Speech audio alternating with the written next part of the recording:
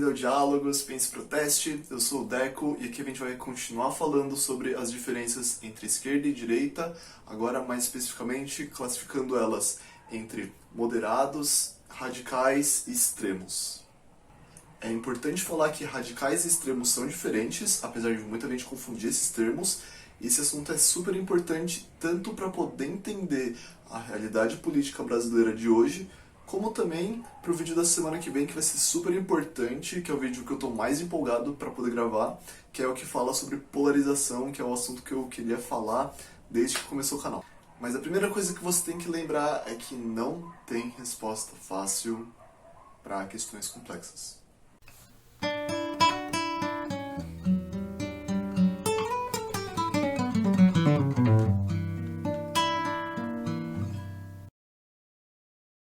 Alguns vídeos atrás, quando a gente falou sobre as diferenças entre esquerda e direita, a gente falou dessa diferença baseada em alguns conceitos básicos, como a liberdade, a igualdade, o Estado forte e o Estado reativo.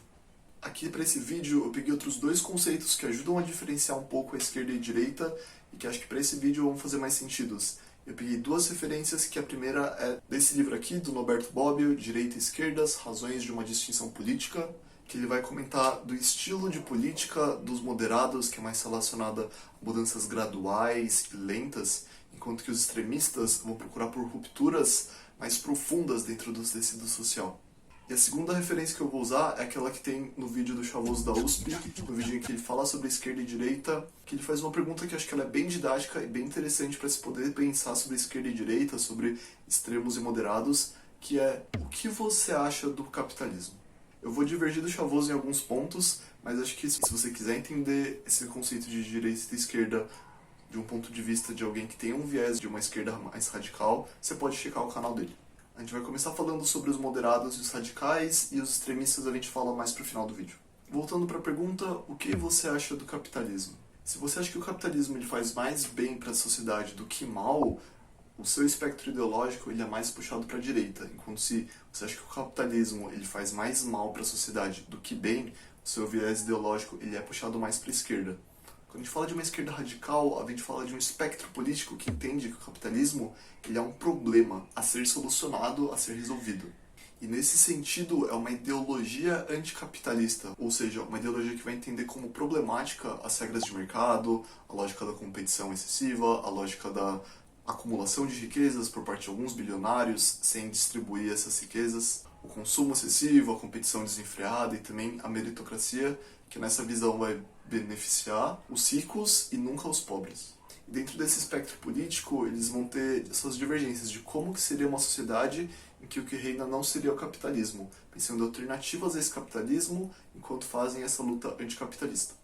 Enquanto isso, a esquerda moderada ela vai entender que o capitalismo ele é um problema, mas que ele não é um problema a ser resolvido ou um sistema a ser superado, mas sim um problema que precisa ser reformulado, repensado, que o combate seria as suas consequências negativas e não necessariamente as suas raízes, a sua lógica. A esquerda moderada, ela inclusive vai fazer esse diálogo com o setor de iniciativa privada, com a centro-direita e com a direita. Agora, quando a gente fala sobre os aspectos da direita, entendendo que a gente vive num sistema que é predominantemente capitalista, a centro-direita ela vai ser um grupo político que vai prezar principalmente por uma estabilidade de como as coisas estão. Isso num aspecto teórico e ideológico, porque a gente já discutiu em outros vídeos que o centrão, que é principalmente essa centro-direita, ela é muito marcada pelo fisiologismo, pelo pragmatismo, pelos interesses pontuais e se associam com quem está no poder para poderem se manter no poder. Mas, teoricamente, eles vão precisar mais por essa estabilidade. Enquanto que a direita mais radical, apesar de ninguém usar o termo direita radical, essa direita mais direita, digamos assim, ela vai mais incisivamente incentivar aqueles setores que a gente comentou no vídeo passado. O incentivo ao livre mercado, a iniciativa privada, a diminuição da máquina pública, as privatizações e todos esses outros aspectos. E esse é o momento que alguém vem e pergunta: e o centro? E aí a gente volta a falar que o centro não existe. Porque se a gente vive num mundo que é predominantemente capitalista, e se a centro-direita é aquele bloco de partidos mais influente dentro da política brasileira atual, quando a gente age de forma despolitizada, por bem ou por mal, querendo ou não, a gente beneficia essa centro-direita, essa direita. E também mostra ideologicamente que a gente não está muito preocupado com essas coisas, pelo menos de um ponto de vista político.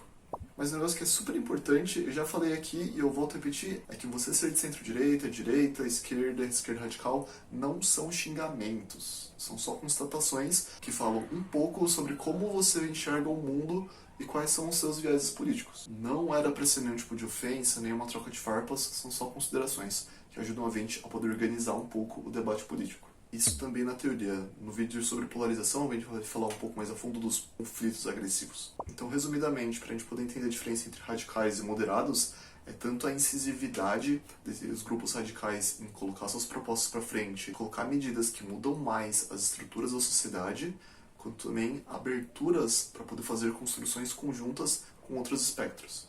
Então, a esquerda radical ela está muito mais fechada a poder fazer acordos e negociações com os outros espectros do que, por exemplo, a centro-esquerda e a centro-direita.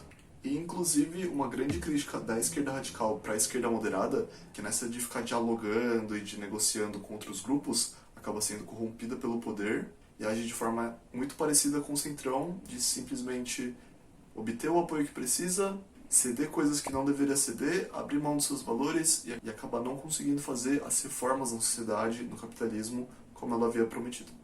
Essa questão de diferenciar o que é diálogo e o que são alianças duvidosas é um ponto super importante e acho que vale a pena você refletir um pouco sobre.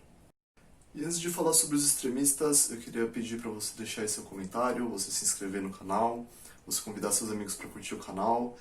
Eu admito que tem sido um momento um pouco difícil de continuar fazendo os vídeos, porque o número de visualizações só tem caído e tenho recebido muitos poucos incentivos e feedbacks. Então, se você quiser me dar um biscoito, eu tô aceitando. Enfim, ajuda muito o canal e ajuda a manter o bom ânimo para estar fazendo esses vídeos.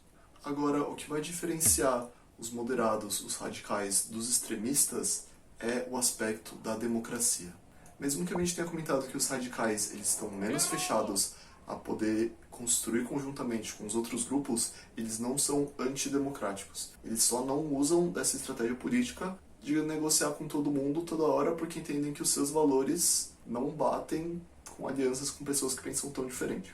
Mas tanto os radicais como os moderados, eles respeitam o jogo democrático, ou seja, as instituições democráticas, a soberania do voto popular, a separação dos três poderes, a liberdade de expressão e a representatividade. Um exemplo bom e bem recente disso é que aqui na capital paulista a gente teve as eleições com o Guilherme Boulos, do PSOL, que é um representante da esquerda radical brasileira, e ele perdeu as eleições para o Bruno Covas, do PSDB, que hoje tem feito ali uma discussão sobre a própria identidade partidária, mas que muitos concordam em taxar o PSDB hoje como um partido de centro-direita, direita. Quando o Boulos perdeu as eleições, a primeira coisa que ele fez foi ligar para o Bruno Covas, parabenizar ele e respeitar a decisão do povo paulista de ter o Covas como prefeito.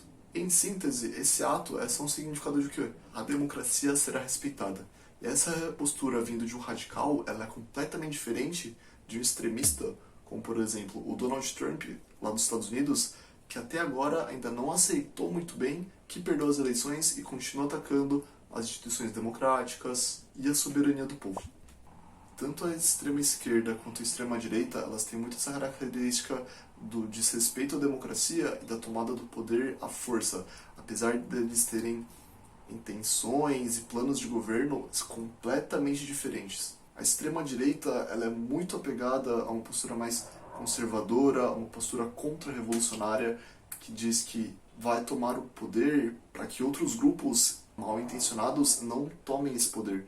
Enquanto a extrema-esquerda, ela vai, historicamente, vai ser esse grupo que vai tomar o poder para poder fazer as mudanças profundas na sociedade que combatam a estrutura capitalista. Quando a gente fala hoje sobre a extrema-esquerda, é um pouco complicado porque é muito difícil a gente poder encontrar grupos que realmente acreditam numa revolução anticapitalista por meios antidemocráticos, e esses grupos são muito pequenos, principalmente por um processo histórico que a gente teve de Guerra Fria, de queda do Muro de Berlim, e que o sistema que acabou vencendo foi o capitalismo representado pelos Estados Unidos, enquanto o socialismo soviético ele ruiu.